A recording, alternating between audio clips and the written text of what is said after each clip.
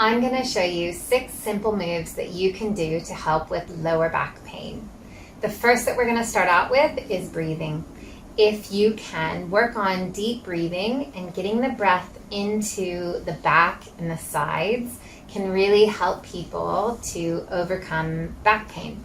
So we're going to start out in a side lying position. Grab some blocks or pillows. You have one pillow under your head and another pillow which will go between your knees. So you're going to lie onto your side, putting the block under and then the other in between the knees. And then we're going to pull the knees right up into your chest. So we're looking for kind of a tucked under pelvis so that we have this kind of C shape in our upper back. And then just getting the knees up as high as you can. So we're swishing the belly a little bit.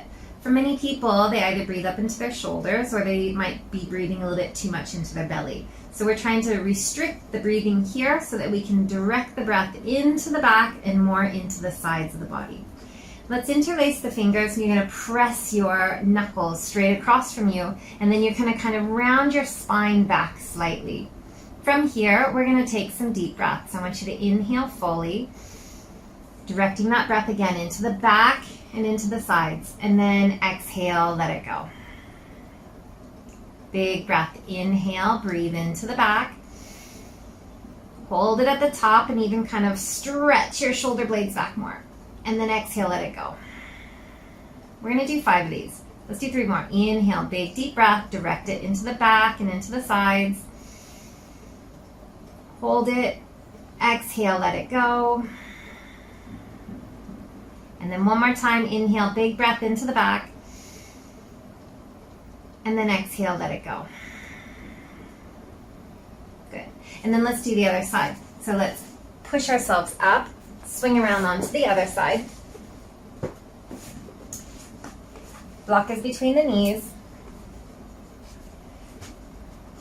Pull your knees straight up and in, interlace your fingers, push your knuckles straight over and across, get that kind of rounding C shape into your upper back, and then we're going to inhale, big deep breath. Feel the stretch out in between the shoulder blades. Exhale, let it go. Feel the breath moving from the lower back, middle back. Try not to let your shoulders come up to your ears. Exhale, let it go. Let's do 3 more. Inhale, press the knuckles forward, round your spine back as you take that breath into the shoulder blades. Exhale, let it go. One more big deep breath. And then exhale, let it go. Good. From here, we're going to stay on this side and we're going to go into a mid-back rotation. So we're keeping a block or a pillow between your knees so that we keep our knees and our hips stacked so they're not moving. From here, you're going to take your hand, the top hand behind your head. The bottom hand is just lying on the ground and you're stretching it straight forward in front of you. So we're going to inhale here and then exhale. I want you to twist and open. You're turning your ribs towards the ceiling. And then you're going to exhale and then you're going to come back down. Think elbow towards the floor. Take a big breath here into the back of the shoulders. Exhale, you twist. Rotate open. Think leading from your rib cage. So don't yank your arm back to get more. I want you to twist from the ribs. Think kind of nipples towards the ceiling as you rotate open. We're not jamming and we're not pulling that arm back as hard as we can. We're also keeping our hips stacked so we're not getting movement from that lower part of the back. And then we'll inhale here. Exhale, we twist back down to the floor. Pause here, take a breath. Big inhale, direct it into the back of the shoulders. Exhale, twist and open, twist and open, twist and open. Again, we're not jamming the arm. We're rotating from that middle upper back. So this is our mid-back rotation. Hold it there on an inhale. Exhale, we round back down to the floor. Take a big breath here. Breathe into the back of the shoulders. And then exhale, twist slowly, turning, ribs rotating first, and then the arm follows. As you twist, keep your hips stacked, your knees stacked, and then you just pause here and breathe into it. Don't worry if you can't get very far. I want you just to go as far as you can without forcing yourself back. Okay, so we'll do about 5 of those, and then we'll release. Let's flip on over back onto the other side, and let's do the other side.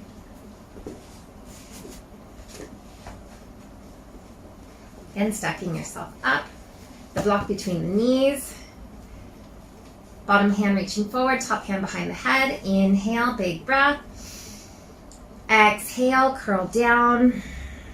Just elbows somewhere towards your bottom arm. Big breath, inhale into the back of the shoulders. Exhale, twist. Again, ribs move first, the arm follows. Go to like where you kind of get stuck. Keep knees, hips stacked. Inhale here. Exhale, curl down towards the floor. Big inhale here. Breathe between the shoulder blades. Exhale, twist. Arm follows. Big breath, inhale. Exhale, come back down. Another big breath, breathe into the back. Exhale, twist. Mid back, ribs rotating, and then maybe pause here. Keep the knees squeezing the pillow or the block so that you're not rolling back in the side of the hip. And just take a breath or two here. Good. And then from here, let's lie onto our back so you can take the block out from between your knees. And I want you just to roll into supine on your back. Let's keep a block under your head just for a little pillow. And now we're going to focus on our pelvis movement. So from here, we want to think of tilting our pelvis into the floor, so rolling it back. And then we're going to arch, so we're lifting the pelvis off the floor and we're creating a little gap in our lower back. So I like to call this J-Lo Michael Jackson. So Michael Jackson, you're tucking under and lifting your tailbone up towards the ceiling as you press your lower back into the floor. And then J-Lo, you do the opposite. You're turning your tailbone down to the floor as you lift your lower back off the ground, and you can really exaggerate it. And then we'll exhale as you roll your lower back, pressing into the floor. Keep your feet flat. Tailbone, think lengthening up towards the ceiling. And then inhale into your J-Lo as you arch your tailbone down into the floor and get that lift under your lower back. Things to look out for here as you move through this is that you try to move the pelvis and don't thrust your ribs up in the air so much, especially when you go into the J-Lo. So sometimes people can go into this J-Lo and then they really like press up in their ribs here. But I want you to try to keep your ribs quiet and make the movement happen just from the pelvis. So we're barely lifting here. You're just kind of clearing your bum off the floor, but your lower back is staying connected. And then into your J-Lo, you're really arching, and just do as much as you can. This can be quite challenging for people who do have low back pain.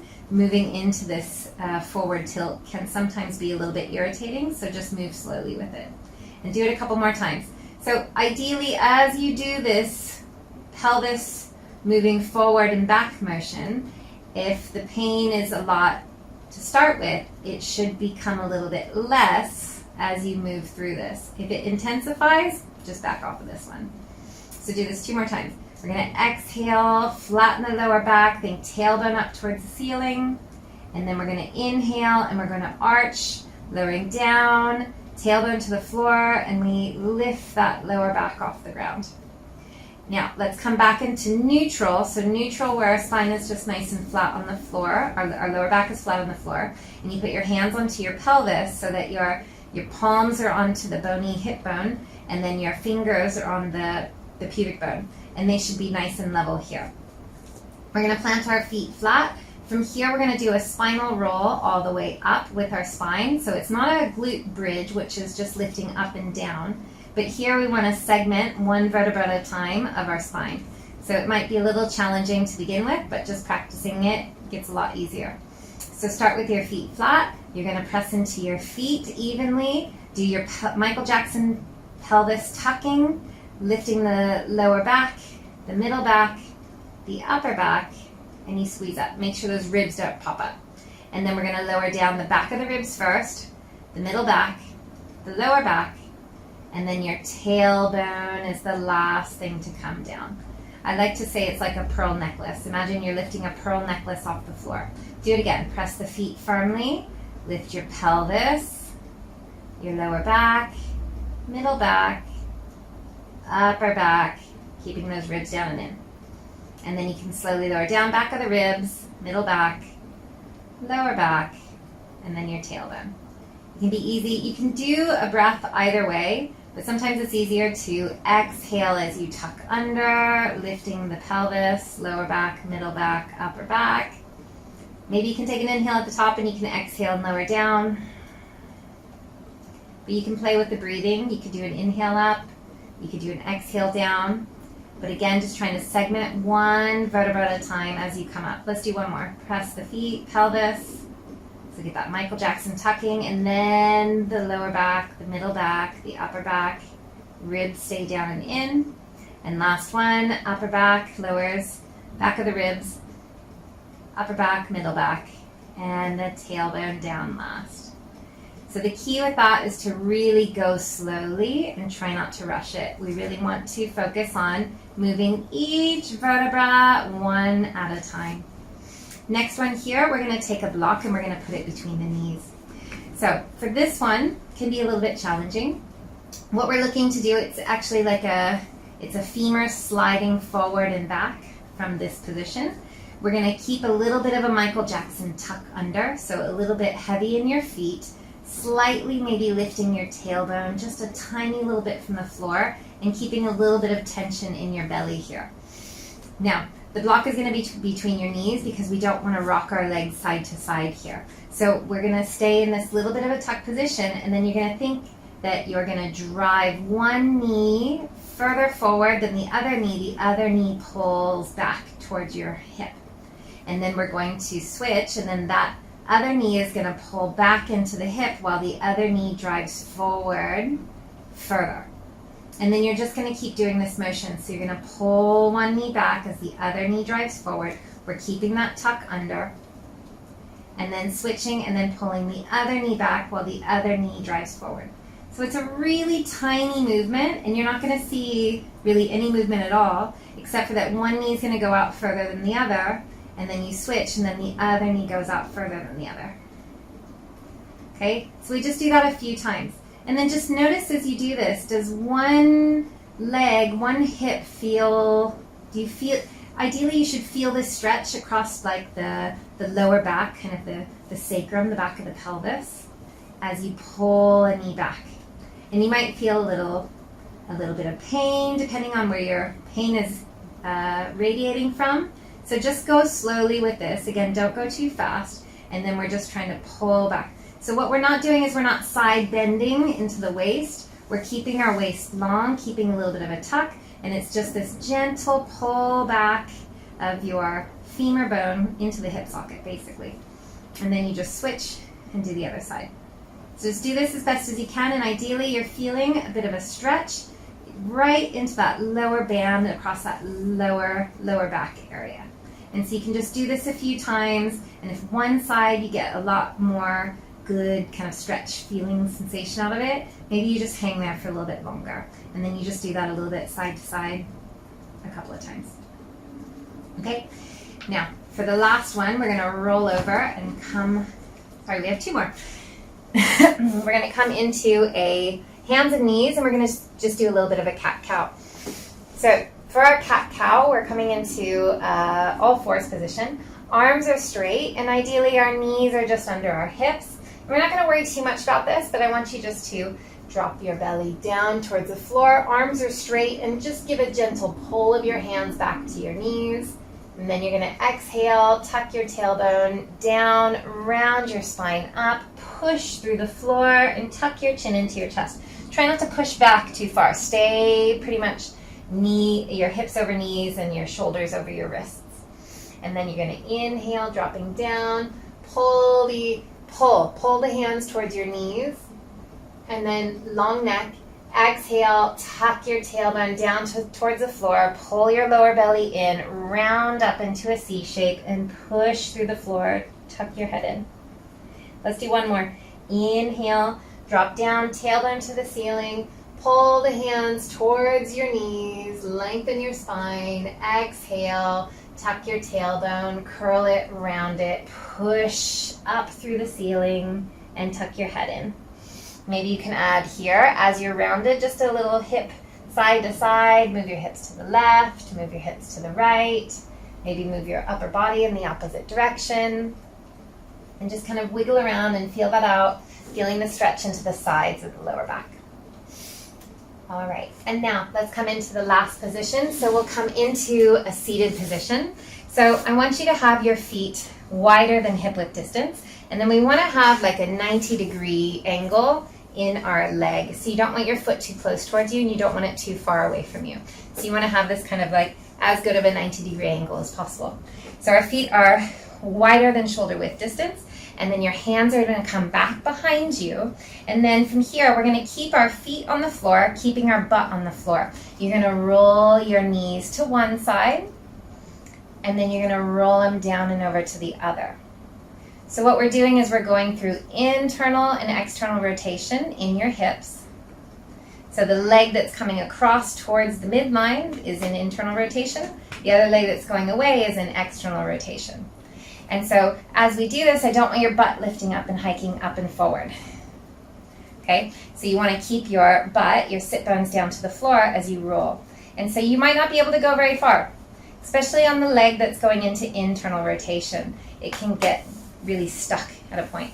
So don't shove past it, because I want you to keep your butt on the floor as you do this. And then you just rock side to side, side to side. Call it like a basically windshield wiper with your hips. So we're rolling them, the hips from internal to external rotation, like we're flossing our hips, like you floss your teeth, hopefully every day. Okay, so in and out, in and out, in and out. And then you could pause here as you roll your legs in one direction, and then you can just kind of come up into this 90-90. So the back leg in 90, the front leg in 90. And then we can just pause here, and you can turn towards your back leg. Take a few breaths. So working your hip down towards the floor as much as possible, and then just keeping that 90 degrees. You can lean back as much as you need to. If this is really challenging, don't worry about it. This is a really hard movement if you can't quite get your knee all the way down to the ground or something like that. And then let's roll back to the other side.